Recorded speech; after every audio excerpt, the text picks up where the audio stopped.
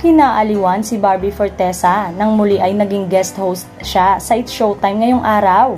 Sa segment na Tawag ng Tanghalan, napakanta si Barbie.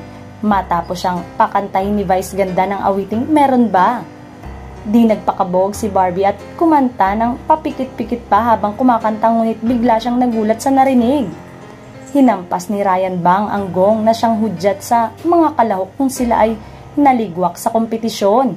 Lahat ng mga manonood at mga host ay natuwa sa kanyang pagpapakita ng talento. Bagaman nagong si Barbie, ang insidenteng ito ay naging masaya at puno ng tawanan para sa lahat. Maraming netizen ang agad nang nag-react sa social media. Nagpapahayag ng kanilang saya at aliw sa nangyari. Ang pangyayaring ito ay nagbigay ng dagdag na aliw at saya sa mga manonood ng It's Showtime at lalo pang nagpatunay sa kakulitan at pagiging game ni Barbie Fortesa sa mga challenges na ibinibigay sa kanya. Nakakaloka nga at sa comment section ay may mga humiling din na sana ay si Barbie Fortesa ang ipalit kay Kim Chiu sa It's Showtime. Sinabi rin ng nasabing netizen na nakakainis ang pagtawa ni Kim Chiu at sumasapaw rin umano ito sa iba pang mga host ng It's Showtime. Hindi naman ito sinang-ayunan ng mga fans ni Kim Chiu.